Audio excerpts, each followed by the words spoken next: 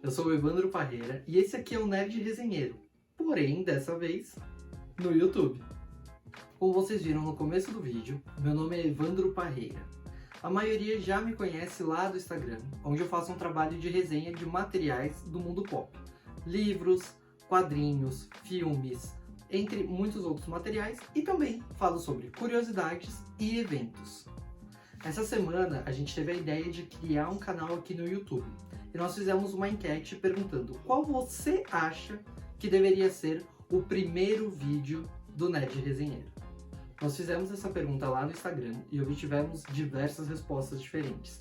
Aí surgiu uma ideia: por que escolher um tema se eu podia simplesmente responder a todos eles? Então eu deixei de ler as perguntas e respostas que estavam chegando e comecei a pedir para minha namorada, a patroa, anotar cada uma das ideias. E hoje eu vim aqui para responder de surpresa cada uma delas. Bom, pergunta número 1. Quais quadrinhos marcaram e influenciaram sua vida? Essa é uma pergunta bem complexa, eu leio há muito tempo, então é difícil de responder assim de bate-pronto. Mas 3 títulos vêm à minha cabeça logo de cara. O primeiro deles é o Sandman, Casa de Bonecas, é uma parte da cronologia oficial ali do Sandman. E o meu primo me emprestou esse quadrinho quando eu era muito novo. Então foi a primeira vez que eu tive contato com um enredo mais adulto feito em quadrinhos. Então esse me marcou demais. O segundo é o Valente, do Vitor Cafage. Ele é um quadrinho que marca não só a trajetória do meu namoro com a minha namorada, mas também toda uma fase de transição, de quando eu saí da casa dos meus pais, vim morar sozinho em São Paulo. Então ela é uma obra muito presente na minha vida. E o terceiro e último é o Batman Ano Zero, porque eu passei por um evento onde eu perdi todos os meus quadrinhos e o primeiro que eu ganhei de volta, realmente importante, foi o Ano Zero do Batman, que a minha mãe me deu de presente no dia do meu aniversário. E agora a pergunta número 2. Quadrinhos com temas pesados ou adultos? Tá. Quadrinhos com temas pesados ou adultos, tem 3 que eu gosto muito. O primeiro, logo de cara, é o Watchmen. Não tem como deixar de falar desse marco aí das histórias em quadrinho. Confesso que a leitura dele é um pouco mais maçante do que eu esperava. Então a versão ali completa dele é difícil de ler, porque tem aquelas introduções no meio e depois ele contando várias coisas sobre livros. Foi uma leitura um pouco mais difícil. Os outros 2 que eu indico assim, sem pensar 2 vezes, é Pílulas Azuis, que fala sobre o relacionamento de um homem com uma mãe soropositivo, que tem um filho soropositivo também. Então ele tem aí nuances muito legais. E foi um dos primeiros quadrinhos que eu li que não envolvia superpoderes ou tramas fantasiosas. E o terceiro e último, que é extremamente adulto, mas é genial, é o Hellblazer, Constantine. Durante muito tempo eu falei que o Hellblazer era meu quadrinho favorito. Hoje em dia eu tenho muita dificuldade de apontar qual é e qual não é o meu favorito. De qualquer forma, ele tem uma trama muito adulta, se relaciona demais com o mundo do ocultismo real, do que as pessoas acreditam que seja o ocultismo, e tem ali várias coisinhas que não dá para uma criança ler, não. Pergunta de número 3. Fale mais sobre board games. Board games é uma coisa que está na minha vida há muito tempo. Meu pai e minha mãe sempre cultivaram essa coisa de jogar um banco imobiliário, um War, um perfil dentro de casa. E quando eu cresci, eu descobri que existiam jogos de tabuleiro modernos. Eu não sei se vocês conhecem, mas são coisas como Catan, Carcassonne, Zombicide. A ideia básica da diferença entre eles é que o jogo de tabuleiro moderno, ele tem um design mais apurado. Então você tem regras um pouco mais fáceis de se compreender, mas você tem um estilo de jogo muito particular. A grande diferença entre os dois, que eu falo que realmente é o que me fez voltar para o hobby de jogos de tabuleiro, é que nos jogos de tabuleiro modernos, o jogador faz diferença dentro do jogo. Na maioria dos jogos antigos, quando você fala de banco imobiliário ou de ludo, os dados são decisivos para saber quem é o ganhador. Nos jogos modernos, não. O jogador, a experiência dele, a inteligência, a velocidade de resposta dele fazem toda a diferença para determinar quem será o grande campeão. Pergunta de número 4. Sobre a série The Boys. The Boys é uma série que eu gosto muito. Eu tive um pé atrás ali no começo, eu sempre li mídia virtual, né? Nunca tive nenhum quadrinho de The Boys em mãos. Mas logo que estreou a série lá na Amazon, Eu fiquei apaixonado, eu tava trabalhando na Comic Con e vi o pessoal comentando e tal, quando eu cheguei em casa já louco pra assistir, e realmente é um modo muito diferente de encarar a crítica ao universo de super-heróis. Eu gosto muito. 5. Fale sobre quadrinhos para iniciantes. Esse é um tema muito complexo, porque se você começar a pegar as listas de indicações de como começar a ler, você vai notar ali várias coisas que sempre se repetem, então você vai acabar tendo um piada mortal ali no meio e tal. Mas a grande verdade é que quadrinho é um mundo tão complexo quanto filmes. Você tem um nível de variedades gigantesco e temas de todas as formas possíveis. Então, o que eu indico de verdade? Pegue aquilo que você quer ler. Não vá à banca de jornal, porque provavelmente você vai acabar tendo ali uma gama de revistas mensais. Significa que as histórias não estão completas. Então vá a uma livraria, escolha algo de capa dura. Eu indico que você olhe atrás se na numeração de quais são os volumes compilados contém o número 1. Se não tiver, pergunta para o vendedor se o arco ali está completo. O arco é exatamente a trajetória, a trama que está ali contida, se ela está completa. Pega o que te dá vontade. Depois que você gostar, você vai começar a expandir o seu conhecimento e ler outras coisas. Não adianta você começar por algo que alguém te indicou se você não estiver com vontade de ler. 6. Quais suas melhores HQs e suas indicações? Baita pergunta essa daí. Quais são as minhas melhores HQs? Bom, infelizmente eu, como disse em uma das perguntas anteriores, eu perdi os meus HQs, então alguns do que são os meus favoritos não estão aqui. Porém, tem 2 que hoje em dia já voltaram a fazer parte da minha coleção e eu amo demais. O primeiro deles é o Batman, O Longo Dia das Bruxas, que é sensacional, ganhei de presente no Dia dos Namorados, me surpreendeu demais e realmente é um tesouro vivo que eu tenho ali dentro. E o segundo é um que eu gosto simplesmente porque ele é uma edição fabulosa. Leve corte, mas voltamos com ele. É esse quadrinho aqui do Hellboy. Como vocês podem ver, chamar de quadrinho é até sacanagem. Olha o tamanho dessa obra. Ele é uma edição de ouro. É daquela época que o Mignola deixou um monte de outras pessoas desenharem o Hellboy. Então você tem diversos traços diferentes. Até tem o Mignola em uma parte ou outra. Mas o que é bem interessante aqui é você poder ver o vermelhão na visão de outras pessoas. O mesmo acontece no Hellboy do México, que tem resenha lá no meu Instagram. Pergunta de número 7. Faça uma tour pelo cenário e mostre sua estante. Essa pergunta é muito interessante. Na verdade, a gente vai fazer um tour mais completo, mostrando cada uma das coisas. Porém, algumas coisas que eu já posso ressaltar que eu gosto muito.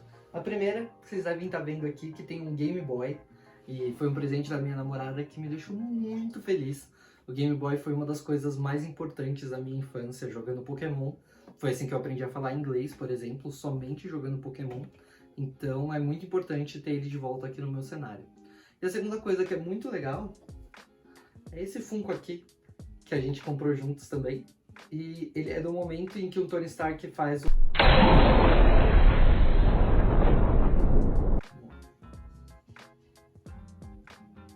8. Dicas do que assistir na quarentena. Boa pergunta. Eu tenho dedicado muito tempo nessa quarentena à leitura. Então não tenho assistido tantas coisas novas. O que eu posso indicar é a série Dark, que todo mundo tá falando, e logo mais vai sair The Boys. Porém, eu tenho uma indicação extra, que é aqui do fundo do meu coração. Eu assisti recentemente o documentário e o show do Sandy Júnior lá na Globoplay. Se você não é fã, tudo bem, dá um voto de confiança e assiste o documentário. Eu tenho certeza que se você nasceu aí nessa geração, na virada dos anos 80 para 90, vocês vão ter uma sensação de nostalgia muito forte. O documentário é extremamente bem feito e ele passa por todas as fases da dupla e vocês vão se surpreender tanto com a grandiosidade que eles atingiram, quanto com o tempo que eles passaram aí fazendo parte da vida de todos nós. 9. Indique HQs ou mangás com tema LGBTQI+. Pergunta complexa, né? A gente tem alguns mangás, principalmente, o meu conhecimento é maior em mangás nesse quesito, voltados diretamente para esse assunto. Eu tenho uma resenha muito legal lá no meu Instagram também sobre O Marido do Meu Irmão. É um dos poucos quadrinhos que tem nota 10 na minha lista. Ele é extremamente bem escrito, com um roteiro muito denso, personagens cativantes e ele é incrível. Mas eu gosto também de sempre anexar um outro exemplo de como se utilizar personagens LGBT dentro de um contexto que não esteja diretamente ligado a essa discussão, que é Scott Pilgrim. Lá é muito legal que é tratado com extrema naturalidade, como deveria ser no nosso mundo mesmo. Então, eu gosto muito de usar ele como referência. 10. Quais seus quadrinhos nacionais preferidos? Essa é uma pergunta ótima. Eu acho que o consumo de material nacional é imprescindível. Quanto mais a gente consome, mais a gente fomenta o mercado e isso abre espaço para mais pessoas. Quando eu era novo, sem dúvida alguma, eu queria ter partido para um mercado voltado aí para a cultura nerd, pop, como fazer vídeos no YouTube, desenhar quadrinhos, etc. Mas eu me sentia desmotivado porque eu não enxergava um caminho tão grande dentro dessas modalidades. E hoje em dia, o cenário é muito diferente. Os meus favoritos, com toda certeza, estão ali dentro do selo MSP, que são as 3 indicações que eu vou dar para vocês. O primeiro deles é o Mônica Lições. Ele é da dupla Cafage e você já deve ter visto por aí que tem filme dele. É sensacional, se você já leu Turma da Mônica na sua infância, com certeza você vai se conectar a ele. A minha segunda indicação é que você leia ali o arco do astronauta feito pelo Beirute. O arco do astronauta demonstra muita evolução dentro do personagem, uma coisa mais adulta, cheia de reflexões, falando sobre a solidão do espaço e por aí vai. Então, se você não é tão ligado à Turma da Mônica, mas quer ler algo nacional, ali no Danilo Beirute você vai enxergar só qualidade. É um ótimo começo. E a minha terceira e última indicação de coisas nacionais é Monstros. Ele vai ser uma indicação aí junto com o Chico Bento Perigo Espaciar, que é do selo MSP, mas ambos são do Gustavo Duarte e se tratam de quadrinhos sem balões de fala praticamente. Eles são incríveis, extremamente engraçados e você consegue ler aí com uma ida ao banheiro, como eu gosto de falar. 11 e última. Como colecionar as miniaturas de board games? Colecionar miniatura de board game é um caminho sem volta. Os board games atuais aí têm diversos jogos que têm miniaturas lindas, desde coisas com o que a gente chama de IP, né, propriedade intelectual, já famosas, como por exemplo Star Wars ou mesmo Game of Thrones. Porém, você também tem alguns jogos que têm sua própria cultura, o seu próprio background, como por exemplo o Arena The Contest, que é um jogo maravilhoso, onde você vai se apaixonar pelas miniaturas. O que você acha de ter uma coleção de 5 dragões de 90 centímetros, cada um de uma cor, pintados à mão, e cada um com uma história por trás, com seus poderes, missões para você enfrentar eles? Então, o colecionismo de miniaturas é um caminho sem volta. Se você puder, por favor, entre. Pergunta surpresa! Quais as suas expectativas para o canal? Tá aí. Voltar pro YouTube é uma coisa muito complicada aqui pra mim, porque eu já tive uma história na plataforma, passei por muitas coisas, eu tava esperando um momento onde eu me sentisse confortável. Mas a minha principal expectativa é que eu consiga me conectar a novas pessoas. Eu gosto de muitos assuntos e eu gostaria, de verdade, de poder encontrar pessoas que vão ali conversar comigo sobre quadrinhos, sobre filmes, sobre jogos. Eu quero ter a oportunidade de trazer mais conhecimento para as pessoas. Como eu sempre fui assim meio nerdão desde criança, é comum as pessoas me perguntarem tipo, o que eu posso ler de quadrinho, por onde eu começo, qual série eu assisto, o que você acha de tal filme ou de tal jogo. Isso é uma passagem... Olha o Toby. Toby.